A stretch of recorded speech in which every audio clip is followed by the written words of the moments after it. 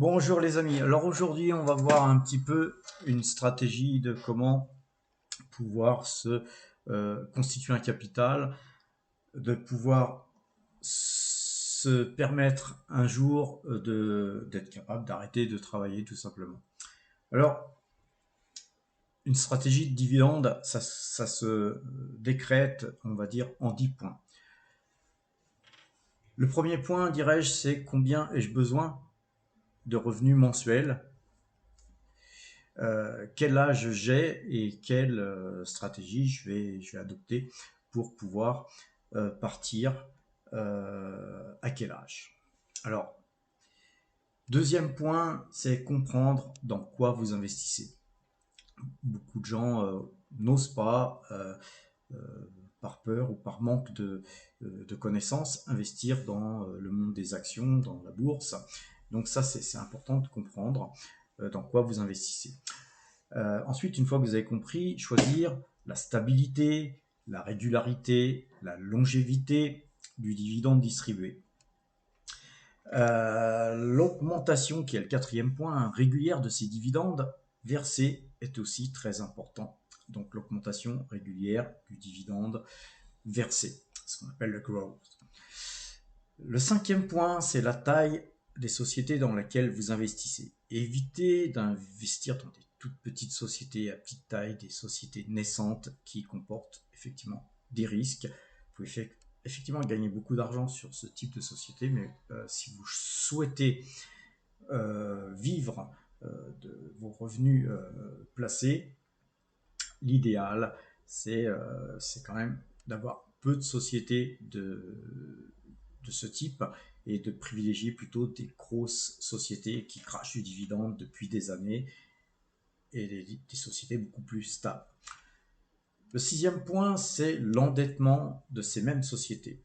Évitez de choisir des sociétés trop endettées parce que une société trop endettée risque effectivement à un moment donné d'avoir des problèmes de trésorerie, et donc dans ce cas-là, elle risque de rogner sur les dividendes versés, et donc si cette société rogne sur les dividendes versés, vous aurez donc moins de revenus, et donc vous aurez à votre tour des problèmes. Le septième point, qui est un point qui est très important, c'est la croissance. La croissance du chiffre d'affaires, donc par ricochet, la croissance du bénéfice de ces mêmes sociétés que vous aurez sélectionnées.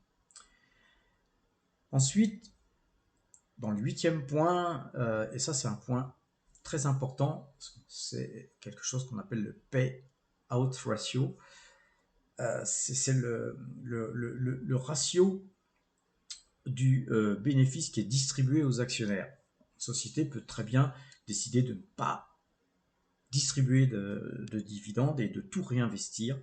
Donc c'est surtout des sociétés de croissance qui font ça. Et effectivement, si vous voulez avoir une stratégie de dividende, il faut quand même qu'il y ait de la croissance, mais qu'il y ait un pay-out ratio relativement important qui va vous permettre d'en vivre.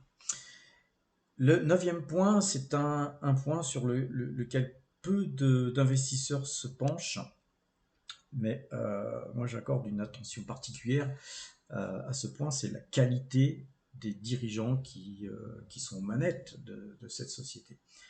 Il n'est pas exclu pour moi de quitter une société parce que le dirigeant ne me convient pas.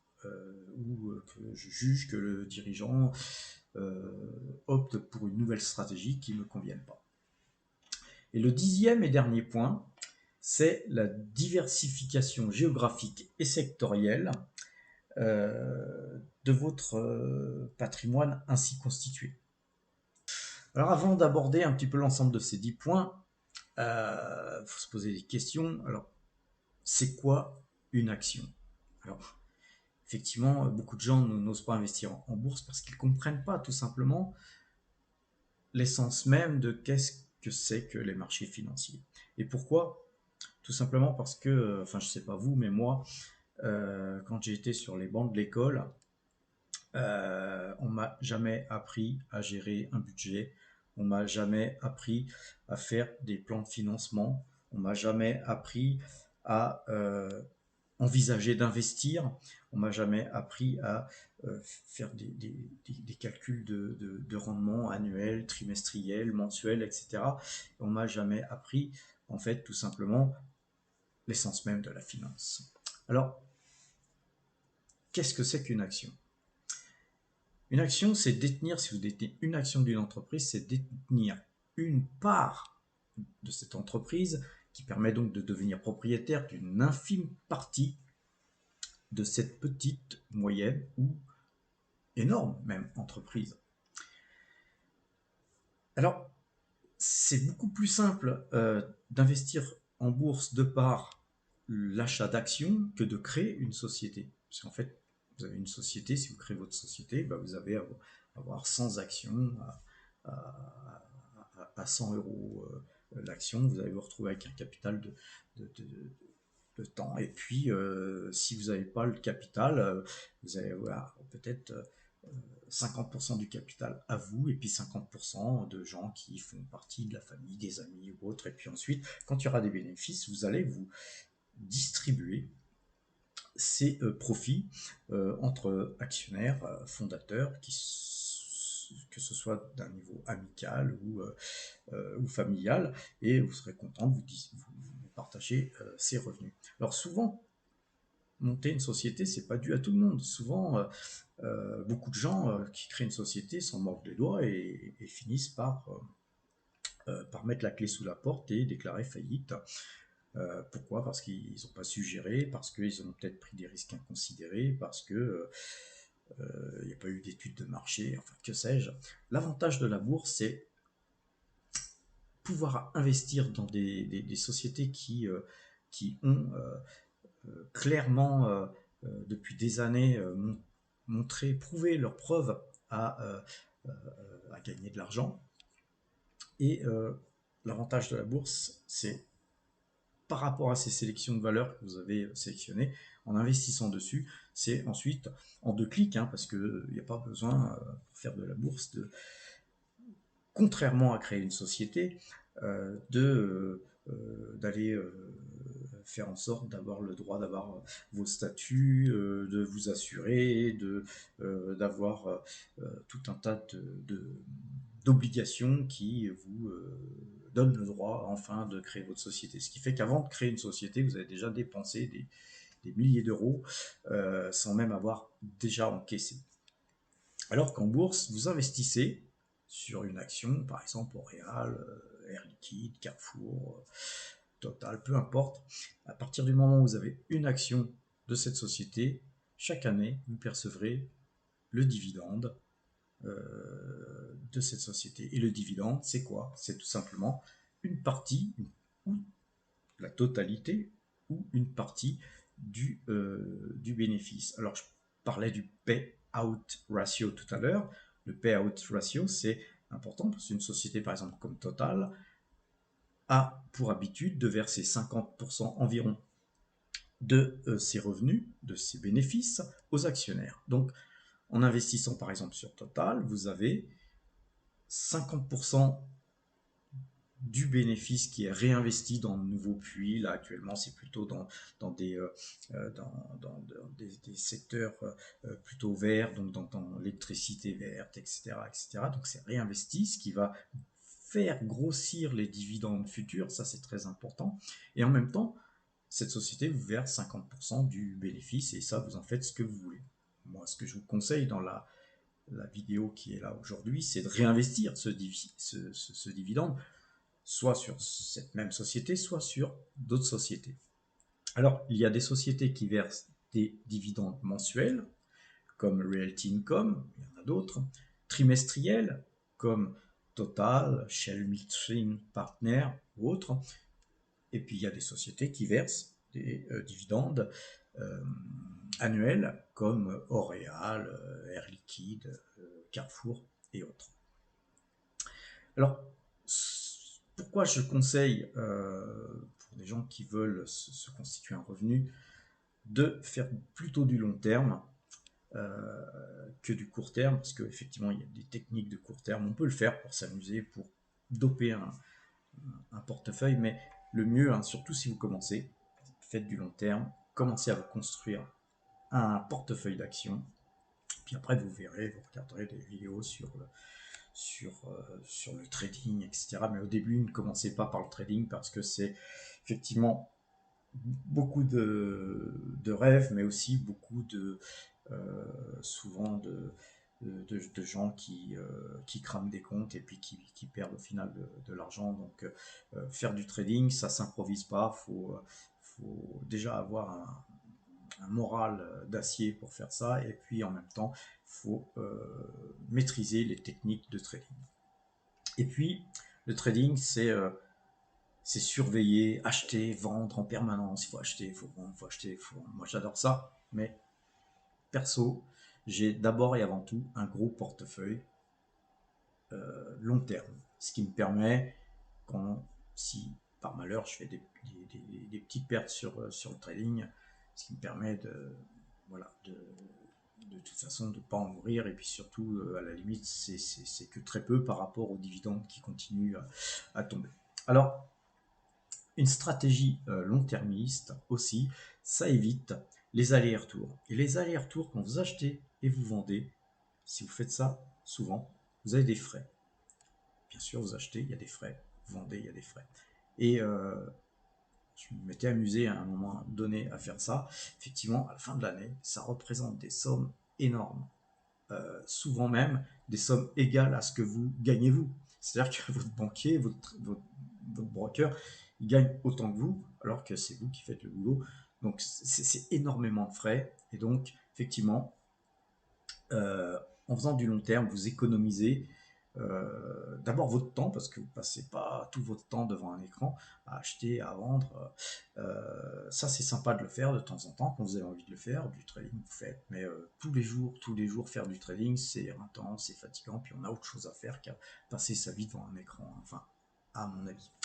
Ensuite, le travail que vous pouvez faire en plus des investissements que vous faites en bourse est important, parce qu'effectivement, si vous passez votre temps devant les écrans, vous ne pouvez pas faire autre chose. Donc éventuellement, si vous commencez, vous avez besoin d'argent, le mieux, hein, c'est de travailler pour gagner de l'argent. J'ai rarement vu des gens qui se sont enrichis sans travailler. Alors évidemment, on peut faire un héritage, on peut gagner au loto, j'en ai connu, hein, de ces deux catégories de personnes. Moi, j'ai perso jamais fait d'héritage, ni même gagné au loto, donc voilà, j'ai été obligé de travailler. Alors, évidemment, pouvoir gérer son capital, ça demande quoi? Un quart d'heure par jour, 10 minutes par jour. Surtout si on commence, hein, même, ça peut demander 10 minutes par mois même. Hein. Si vous avez un petit capital, vous n'avez pas besoin de le regarder tous les jours fluctuer, c'est complètement inutile. Par contre, vous développez la stratégie, tiens, ce mois-ci, je vais économiser combien, je vais mettre combien d'argent de côté, dans quelle valeur je vais l'investir. Ça, oui, ça demande un petit peu d'études. Parfois, il suffit de regarder des vidéos de gens comme moi qui donnent leur avis sur la question, et ça, c'est très important de vous former. Hein. Alors, ensuite, la stratégie de l'investissement long terme, c'est aussi très intéressant pour des gens qui sont en plus émotifs ou qui s'inquiètent d'un rien. Effectivement, quand vous voyez le marché plonger de 1,5, 2 ou 3%, alors que sur le livret A, vous avez 0,5% de gain annuel grassement payé, quand vous perdez 3% à la journée parce que vous avez investi sur une valeur qui a perdu 3%, le type qui est un peu, ou la fille qui est un peu émotionnel risque de paniquer, quoi. C'est humain. Pourquoi? Parce que vous n'avez pas appris en fait à gérer vos émotions. Alors gérer ses émotions sur le court terme, hein, sur le trading, c'est très très important. Par contre, si vous faites des investissements en DCA, hein, ce qu'on appelle le Dollar Cost Invest, si vous investissez tous les mois la même somme, je dirais que si le marché plonge de 3%, le mois d'après, si si vous achetez votre valeur 3 ou même 10% moins cher, si vous avez acheté du L'Oréal à un certain prix, par exemple, si vous l'achetez 10% moins cher le mois d'après, bah, eh bien, tant mieux. Je vous dirais que tant mieux, ça a baissé, c'est cool. Vous pouvez investir encore à meilleur prix, tout simplement. Alors, en même temps, ça vous permet effectivement de faire autre chose. Je disais tout à l'heure travailler, mais ça peut être tout simplement profiter de la vie. Si vous avez assez d'argent, si vous êtes en fin de parcours de tous ces investissements, si ça fait 25 ans que vous faites ça, tout simplement, ça peut être tout simplement un bon moyen de profiter de la vie. Alors, la stratégie que vous devez mettre en place, c'est faire croître régulièrement votre capital et de ce fait vos revenus et d'en vivre au bout d'un moment. Et pour ça, en fait, il faut vous poser la question, pour commencer une stratégie pareille, c'est combien j'ai là, aujourd'hui, euh, et combien ai-je besoin pour m'arrêter de travailler et vivre vraiment intensément ma vie telle que je le souhaite. Quel type de compte dois-je ouvrir, un compte titre normal, un PEA. Et puis pour ça, on va aller voir aussi quelque chose d'important. On va voir quelque chose d'important, c'est aussi apprendre à épargner en dépensant le moins possible. C'est-à-dire que souvent, vous avez des poches d'économie possibles. Vous pouvez très bien regarder votre forfait téléphonique. Moi, je me suis aperçu dernièrement que je payais un forfait téléphonique trop cher. J'ai un plus vieux forfait de la planète. J'étais un des premiers à avoir un téléphone portable. Donc, même avant ça, j'avais même Radiocom 2000, mais bon, ça coûtait une fortune. Mais à un moment donné, j'avais un forfait à 52 € chez SFR. Voilà, vous pouvez avoir un forfait à 16 € chez Free. Et puis, voilà, vous voyez, ce type d'économie, si vous ne le dépensez pas, eh ben, vous le réinvestissez. Dernièrement, j'avais je ne sais pas combien de cartes bancaires. J'ai supprimé bon nombre de cartes bancaires parce que tout simplement, maintenant, il y a des cartes bancaires gratuites. Donc, profitez-en. Et ainsi de suite, hein, il y a plein de possibilités. Vous êtes chez EDF, bah, passez chez Total Energy, vous avez payé 10% de moins votre énergie. Enfin, il y a plein de choses possibles. Vous fumez, arrêtez de fumer, arrêtez les conneries, arrêtez de fumer. Au lieu de laisser votre argent partir en fumée, bah, investissez-le, ça ne sera que mieux. Alors, voilà, on va voir de combien vous avez besoin pour, pour arrêter de travailler, tout simplement. Et pour ce faire, on va aller voir sur une calculatrice d'intérêt composé. Alors, des calculatrices d'intérêt composé, il y en a plein. Là, j'en ai pris un au hasard. Et tout simplement, j'ai fait un petit calcul tout simple. On va partir sur la base d'un versement initial. Faut bien qu'il y ait, j'aurais pu mettre 2 000 €, j'aurais pu mettre 20 000, 50 000, que sais-je. Tout le monde a une somme là sur son compte et tout le monde a une somme différente. Donc j'ai pris un exemple d'avoir un besoin approximatif de 3 000 € par mois pour vivre décemment.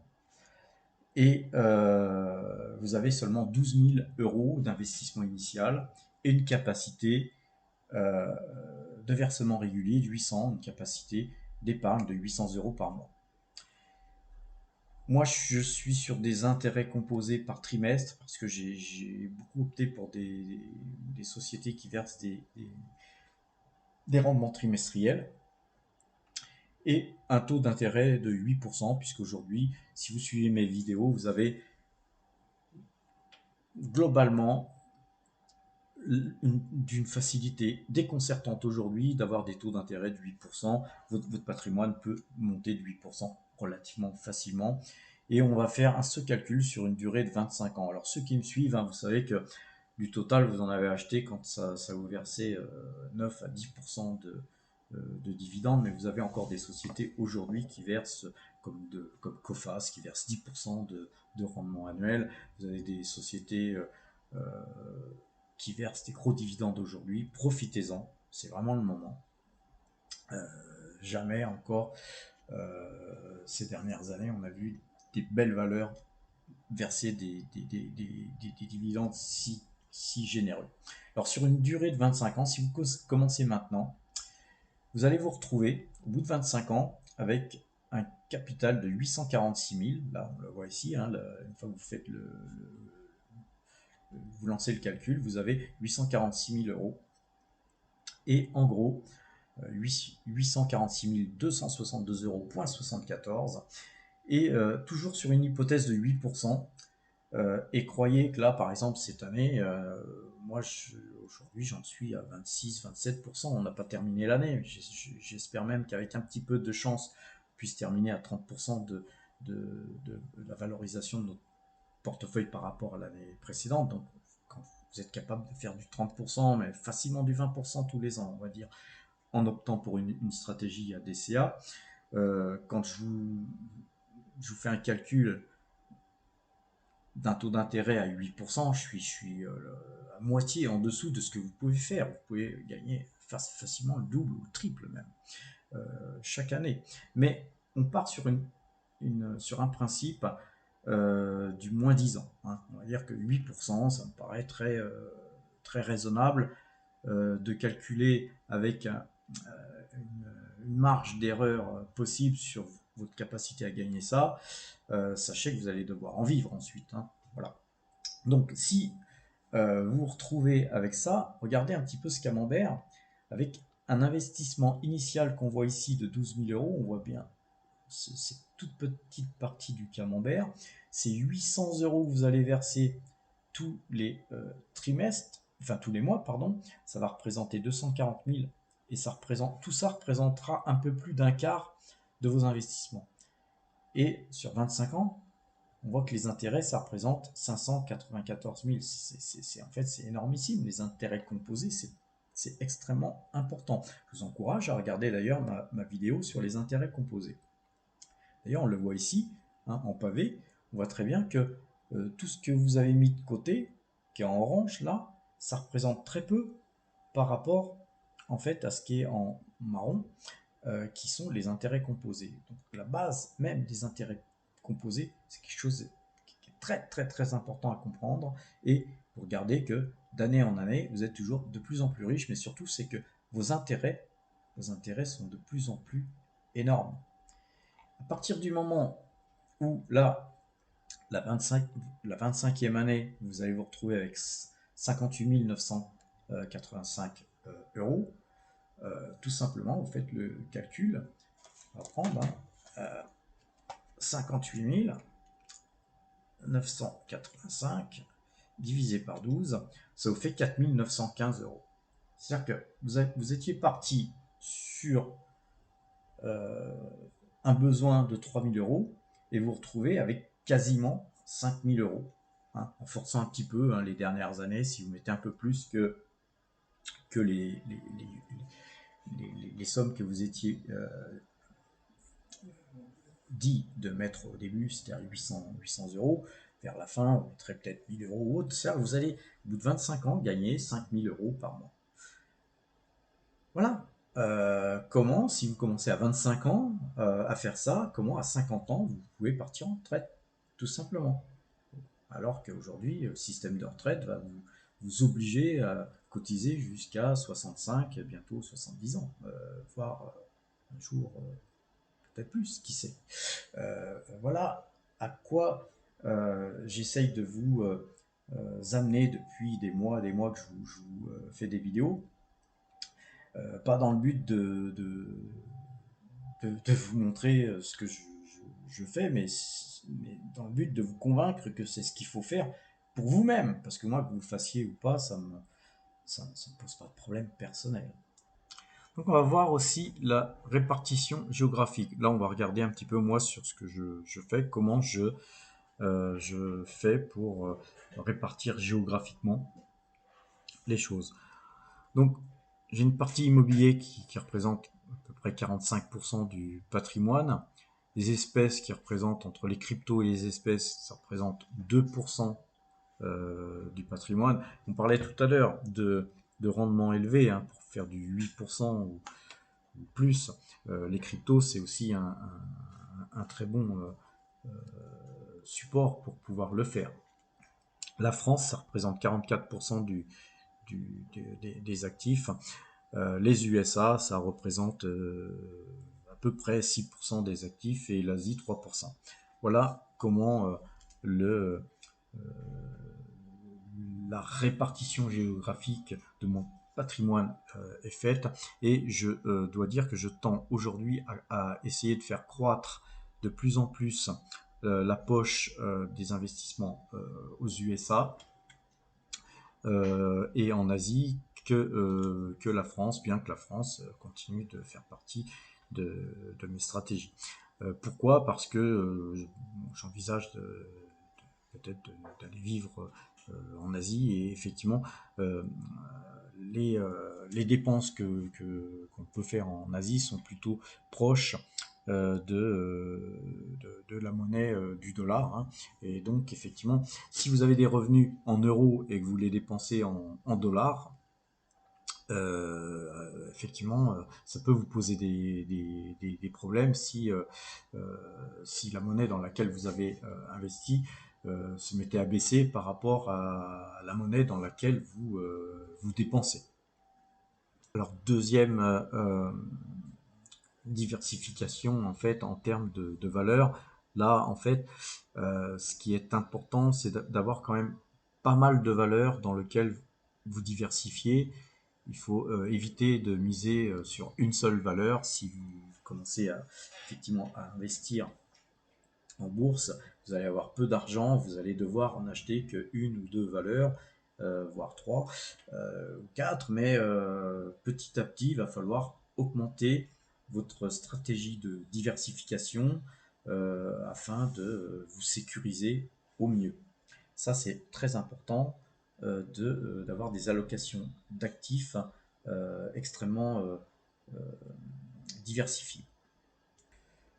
Tout à l'heure, je vous disais que voilà, quand on a fait une étude sur 8% de rendement annuel, vous voyez, cette année, par exemple, là, à l'instant T, le portefeuille de PowerTrade fait du 28,32% depuis le début de l'année. Donc 28,32%, on est bien loin des 8% sur lesquels on s'était basé pour construire votre capital qui va vous permettre d'arrêter de travailler.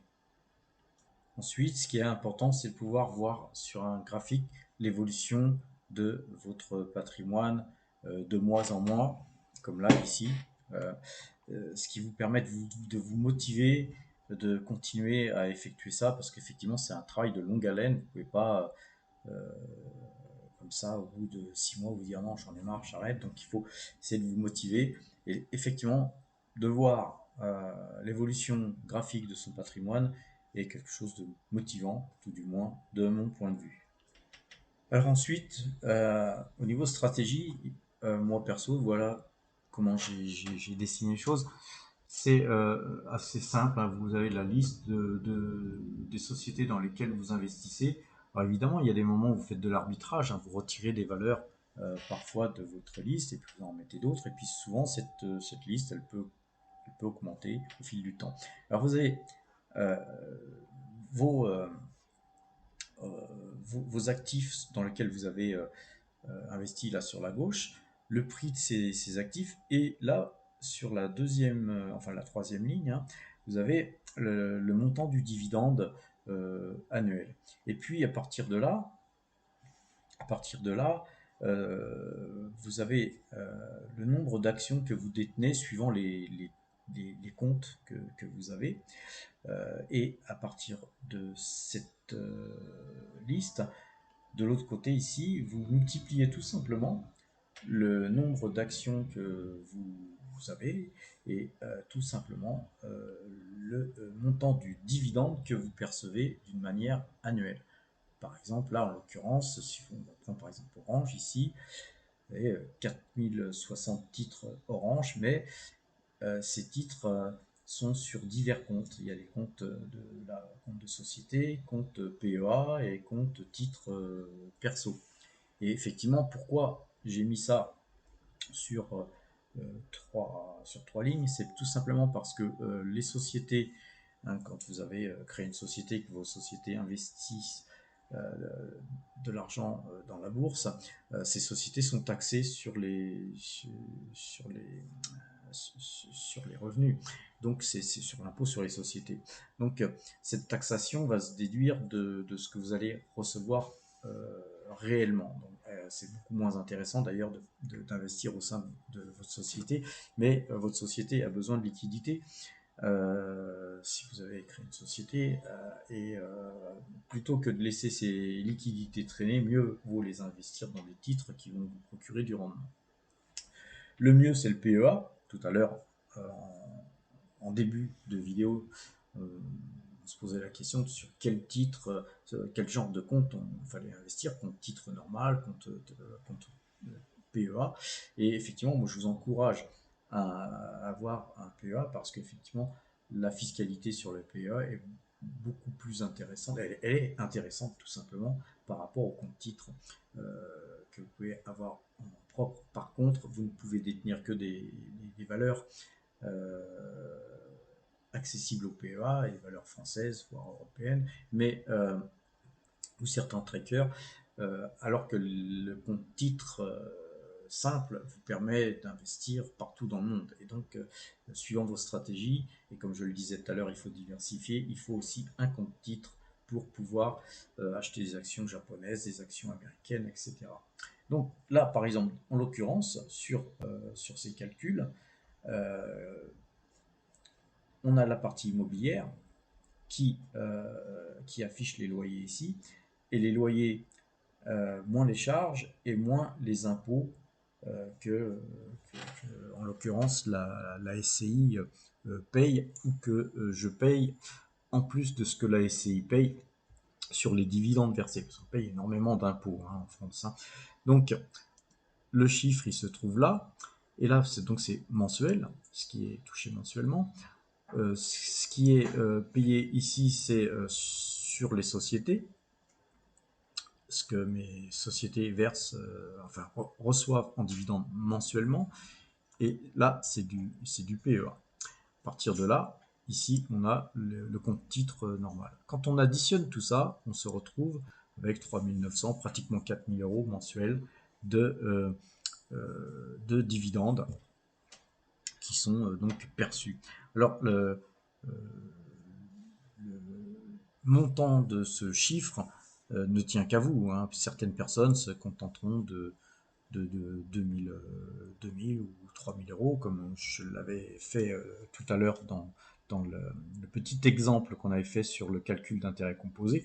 Mais libre à vous de vous fixer une somme. Moi, si je continue, c'est parce que voilà, je juge que cette somme n'est pas suffisante et je vais essayer de vous expliquer pourquoi en quelques secondes. Tout simplement parce que il y a très longtemps, on était en francs. J'avais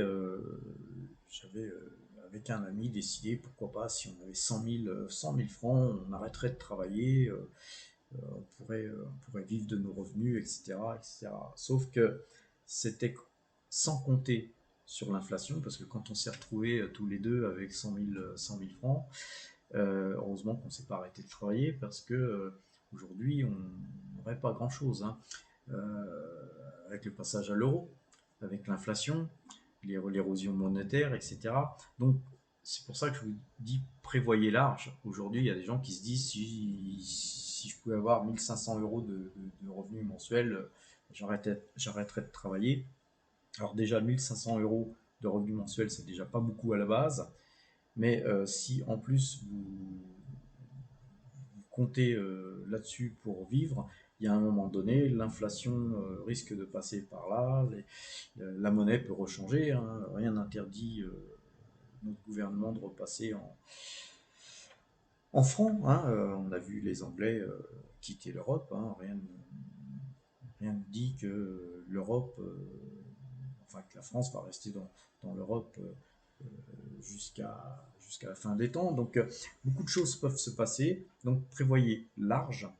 Essayez de prévoir, quand je dis large, c'est pratiquement 2 fois ce que vous souhaitez dépenser par mois. L'idéal, c'est de vivre avec les intérêts de ces intérêts. L'idéal, c'est de pouvoir vivre sans dépenser tout ce que vous gagnez de vos intérêts. C'est-à-dire de pouvoir aussi continuer à épargner de l'argent des intérêts que vous touchez tout en vivant avec l'autre partie. Ça, c'est vraiment l'idéal parce que ça vous permet justement de lutter contre l'érosion monétaire, l'inflation, etc. dans le temps.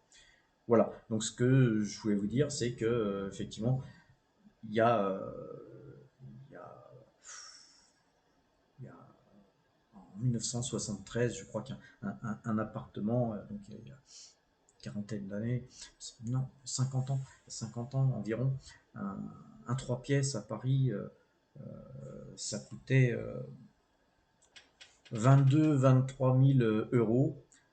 Aujourd'hui, ça coûte 460 000 euros, quoi. Donc, en gros, imaginez qu'en 40 ans, la valeur de l'argent ne vaut plus la même chose. Et que si vous faites des calculs trop serrés, vous risquez de vous trouver devant des gros problèmes parce que au fil du temps, vous allez vieillir et que si vous ne travaillez plus depuis un certain nombre d'années, vous allez avoir du mal à vous remettre à travailler parce que c'est dur de retravailler quand on ne travaille plus, hein, parce qu'on a pris l'habitude et on prend vite l'habitude, je pense. Mais c'est surtout que on vous prendra plus, hein. Quel est l'employeur qui va prendre un type pour travailler pour lui qui n'a pas travaillé depuis 10 ans, quoi. Ça va être problématique pour vous. Donc, par contre, quand vous avez suffisamment prévu les choses, ça vous permet d'avoir une certaine élasticité et de pouvoir supporter des aléas qui étaient imprévus. N'oubliez pas aussi une chose, c'est que là, quand on gagne 5 000 euros par mois, 6 000, 8 000 euros par mois sur des revenus de titres, vous cotisez pas pour les cotisations sociales. Alors ça, c'est quelque chose qui est assez important. Il faut aussi prévoir que si vous êtes sorti du système, vous, vous risquez de ne pas être couvert socialement en cas de maladie, notamment. Alors en France, hein, on est généreux. Il y a pour les gens qui travaillent pas, il existe la CMU, etc. Donc à vous de voir, mais il existe aussi des assurances, notamment dépenser moins. C'est-à-dire que si vous quittez le monde du travail, commencez par peut-être quitter la France pour aller dans un pays comme le Portugal où on dépense 30% moins cher que ce qu'on peut dépenser en France, en Thaïlande où on dépense peut-être 50% moins qu'en France. Donc si vous avez des revenus de 5 000 euros, si vous vivez en Thaïlande, vous allez par exemple vivre avec l'équivalent de 10-12 000 euros ici. Donc pourquoi vivre ici avec 5 000 comme un pauvre alors vous pouvez vivre avec 12 000 comme un riche et au soleil toute l'année. Donc c'est une vision, hein, une philosophie qu'il faut forger, il faut vous donner des rêves et la possibilité de les accomplir. À partir du moment où vous avez choisi, si vous choisissez par exemple un pays comme la Thaïlande, il faut en tant qu'expatrié euh, vous assurer au niveau de votre santé. Donc il existe tout un tas d'assurances comme la Lloyd, tout un tas d'assurances qui vous permettent de aussi cotiser aux Français expatriés. Je crois que c'est la CFA. Je crois que pour 150 euros par mois, vous pouvez vous assurer, être assuré comme à la sécurité sociale par exemple. Donc tout ça, ça doit être inclus dans votre plan votre stratégie de fin de parcours. Vous ne pouvez pas faire abstraction de tout ça. Voilà, je pense avoir d'une manière un petit peu générale abordé tous les points important de comment vous constituer un capital qui vous permette d'avoir un rendement, qui vous permette ensuite évidemment d'arrêter de travailler ou d'augmenter vos revenus. Ça peut être augmenter vos revenus comme moi par exemple, la retraite. Là, moi, dans 13 mois, je vais me retrouver à la retraite. En retraite, je vais toucher très peu d'argent par rapport à ce que je gagne en tant qu'actif. Et donc, effectivement, tout ce que j'ai construit là aujourd'hui va me permettre de pouvoir améliorer mes revenus qui seront versés par les caisses de retraite. Néanmoins, quand on arrive à un certain âge comme moi, on commence à se poser des questions sur aussi combien de temps il nous reste à vivre. Et alors c'est pas forcément gai, hein, mais faut l'avoir en tête. Et sur ces bonnes paroles, je vous encourage de regarder ma vidéo sur mourir à zéro, parce que vivre de ses dividendes c'est bien, mais plus on avance dans l'âge, plus il faut se poser la question de ne dois-je pas commencer à piocher dans mon capital et de le croquer tout simplement. Voilà. Donc je vous souhaite un bon week-end, un excellent week-end et à très bientôt.